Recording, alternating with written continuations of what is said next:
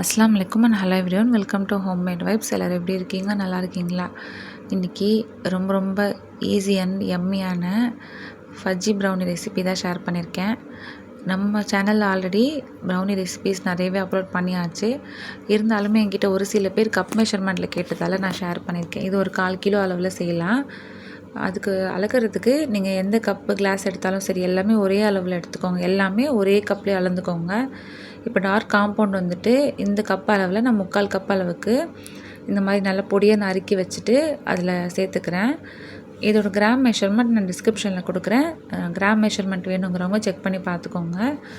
அப்புறமா இந்த chocolate compound எடுத்தோம் இல்லையா, அதே கப்பால் ஒரு 1/4 கப் அளவுக்கு பட்டர் எடுத்துக்கலாம். பட்டர் வந்துட்டு ஸ்பூன் கணக்கில் சொல்லணுன்னா இந்த மாதிரி மீடியமான சைஸ் ஸ்பூன் இருக்குது இல்லையா, அதில் ஒரு 3 ஸ்பூன் அளவுக்கு பட்டர் இருக்குது. ஆல்ரெடி நம்ம சேனல் ஹோம்மேட் வைப்ஸில் 1 kg ப்ரௌனி ரெசிபி, அதுக்கப்புறமா eggless brownie recipe, triple chocolate brownie recipe எல்லாமே அப்லோட் பண்ணியாச்சு. தேவைப்படுறவங்க டிஸ்கிரிப்ஷனில் போய் பாருங்கள். நான் எல்லாத்தோட லிங்க்குமே அட்டாச் பண்ணி வைக்கிறேன்.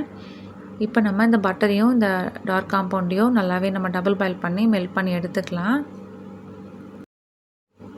தண்ணி அப்படியே அடுப்பில் நல்லா மலமலன்ட்டு கொதிக்கணுன்ட்டுலாம் இல்லை. கொஞ்சம் நல்லா சூடாக இருக்கிற பாட் மேலே வச்சு நம்ம இந்த மாதிரி கிண்டுனாலே நல்லா அது மெல்ட் ஆகி கிடச்சிடும். இப்போ நம்மளோட காம்பவுண்ட் அண்ட் பட்டர் ரெண்டுமே நல்லாவே மெல்ட் ஆயிடுச்சு. இது ஓரளவுக்கு நல்லா ஆறுற நேரத்தில் நம்ம முட்டையும் சர்க்கரையும் நல்லாவே நம்ம பீட் பண்ணி எடுத்துக்கலாம். இதுக்கு நம்ம பீட்டர் எல்லாம் யூஸ் பண்ணணுன்ட்டு அவசியம் இல்லை. சும்மா நம்ம நல்லா ஒரு விஸ்கு இல்லைனா ஒரு கரண்டி வச்சு நல்லா கலந்து எடுத்துக்கலாம். இன்றைக்கி நம்ம 1/4 கிலோ அளவு ப்ரௌனி செய்கிறதால இதுக்கு ஒரே ஒரு முட்டையே சரியாக இருக்கும். பவுலில் எந்த ஒரு தண்ணியும் இல்லாமல் பார்த்துக்கோங்க. அப்போ தான் நம்மளோட ப்ரௌனி சீக்கிரமாக ஸ்பாயில் ஆகாமல் இருக்கும். முட்டையில் குட்டியாக அந்த ஒயிட் கலரில் ஒரு சின்ன பார்ட்டிக்கல் மாதிரி வரும். நான் எப்போவுமே அதை எடுத்துடுவேன். உங்களுக்குமே அது வேண்டானா எடுத்துருங்க. இல்லை அப்படியே கூட நீங்கள் செய்கிறனாலுமே செய்யலாம். இப்போ பார்த்தீங்கன்னா நல்லா கிளியராக இருக்குது பாருங்கள் முட்டை. அது எடுத்ததால் நம்மளுக்கு நல்லா அந்த முட்டையோட ரொம்ப ராஸ்மெல் அடிக்காது, நல்லாயிருக்கும். இப்போ முட்டையை நல்லா இந்த மாதிரி பீட் பண்ணி எடுத்துக்கலாம். முட்டை நல்லா இந்த மாதிரி கலக்கையிலே இதில் ஒரே ஒரு பிஞ்ச் அளவுக்கு கொஞ்சமாக உப்பு சேர்த்துக்கலாம். இப்போ வெனிலா எசன்ஸ் ஒரு 2-3 ட்ராப் அளவுக்கு மட்டும் சேர்த்துக்கலாம். நீங்கள் முட்டையில் அந்த குட்டியாக ஒயிட் கலர் பார்ட்டிக்கல் வரும் இல்லையா, அதை எதுவுமே ரிமூவ் பண்ணலன்னா ஒரு 1/4 மூடி அளவுக்கு சேர்த்துக்கோங்க. நான் அதை எடுத்ததால் இது சேர்க்கணுன்ட்டு அவசியம் இல்லை. இருந்தாலுமே நான் சும்மா ஒரு 2-3 ட்ராப் அளவுக்கு சேர்த்துக்கிறேன். சேர்த்துட்டு இது நல்லா நம்ம இந்த மாதிரி அடித்து எடுத்துக்கலாம். இப்போ முட்டையை நல்லா நம்ம கலந்து எடுத்ததுக்கப்புறமா இதில் நம்ம எந்த கப்பால் பட்டரையும் சாக்லேட்டும் நம்ம அளந்தோமோ அதே கப்பால் 3/4 கப் அளவுக்கு brown sugar and white sugar powder ரெண்டுமே நம்ம ஈவனாக எடுத்துருக்கோம்.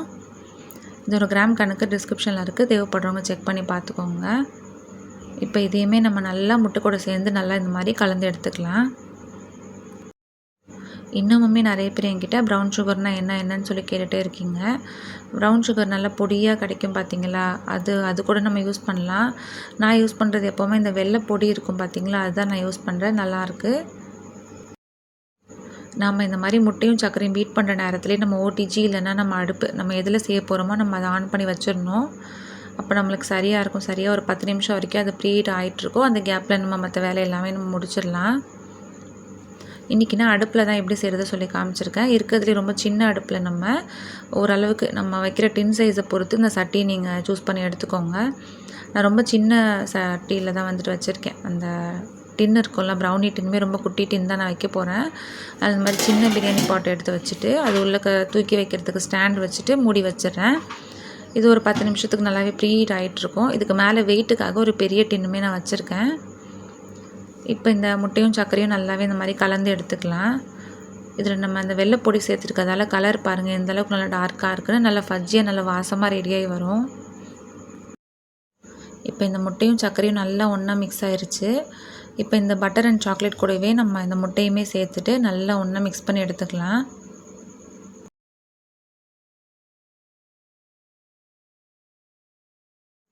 இப்போ பட்டர், சாக்லேட், முட்டை, சர்க்கரை எல்லாமே ஒன்றா கலந்தாச்சு. இப்போ இந்த ஸ்டேஜில் ஒரு 1/4 கப் அளவுக்கு மைதா எடுத்துக்கலாம். நம்ம எந்த கப்பில் எடுத்தோமோ அதே கப்பில் அளந்துக்கோங்க. நம்ம பட்டர் வந்துட்டு அந்த ஸ்பூனில் அளந்தோம் இல்லையா, மீடியம் சைஸ் ஸ்பூனு, அதே ஸ்பூனில் ஒரு 4 ஸ்பூன் அளவுக்கு மைதா மாவு சரியாக இருக்கும். கொக்கோ பவுடர் இந்த மாவோட பங்குலேயே பாதி பங்கு எடுத்துக்கோங்க. 2 ஸ்பூன் அளவுக்கு கொக்கோ பவுடர் எடுத்திருக்கேன். கொக்கோ பவுடர் நீங்கள் 2 ஸ்பூனுக்கு பதிலாக 1 ஸ்பூன் மட்டும் ஆட் பண்ணி கூட செய்யலாம், நல்லா தான் இருக்கும். இப்போ நம்ம மாவு சேர்த்ததுக்கப்புறமா ரொம்ப ஸ்பீடாக நம்ம மிக்ஸ் பண்ணக்கூடாது. சும்மா இந்த மாதிரி கட் அண்ட் ஃபுல் மெத்தடில் பொறுமையாக இந்த மாதிரி மிக்ஸ் பண்ணி எடுத்தாலே போதும்.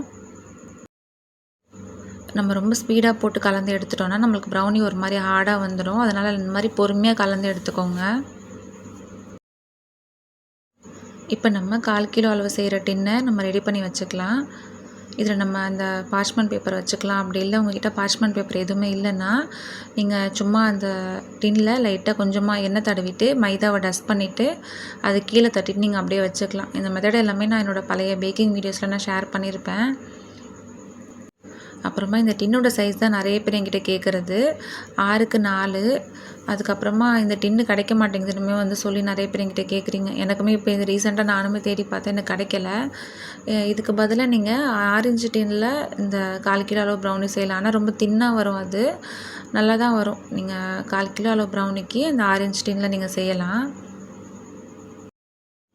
இப்போ நம்ம ரெடி பண்ணி வச்சுருக்க அந்த டின்னில் நம்ம ப்ரௌனி பேட்டரை சேர்த்துடலாம், அவ்வளோதான்.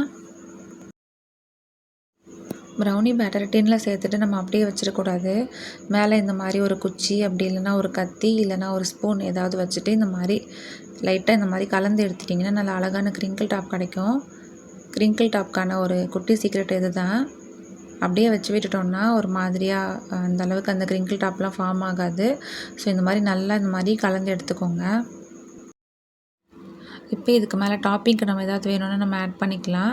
இந்த ப்ரௌனி எங்கள் வீட்டு பக்கத்தில் இருக்க குட்டி பசங்களுக்காக தான் நான் ரெடி பண்ணிகிட்ருக்கேன். ஸோ இந்த மாதிரி ட்ரிப்பிள் சாக்லேட் நல்லா இந்த மாதிரி பொடியாக நறுக்கி நான் சேர்த்துக்கிறேன்.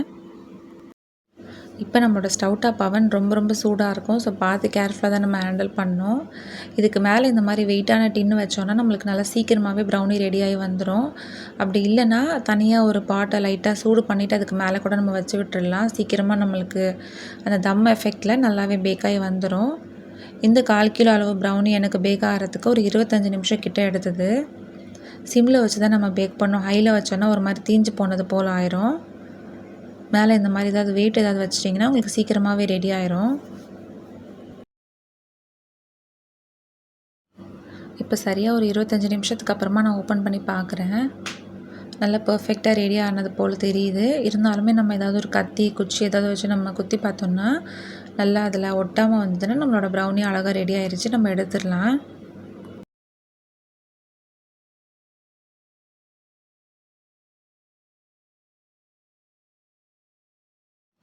அவ்வளோதான், நம்மளோட சூப்பர் ஃபஜ்ஜியான ப்ரௌனி ரொம்ப அழகாக ஸ்டவ் டாப்லேயே நம்ம ரெடி பண்ணி எடுத்துட்டோம். இதை நம்ம ஸ்டவ் டாப்பில் தான் செஞ்சோன்னா யாருமே நம்ப மாட்டாங்க, அந்தளவுக்கு நல்லா பர்ஃபெக்டாக இருக்கும். இன்ஷால்லா கண்டிப்பாக எல்லாருமே ட்ரை பண்ணி பாருங்கள். இப்போ இந்த ப்ரௌனி நல்லா ஆறுனதுக்கப்புறமா நம்ம இதை பீஸ் போட்டு எடுத்துக்கலாம்.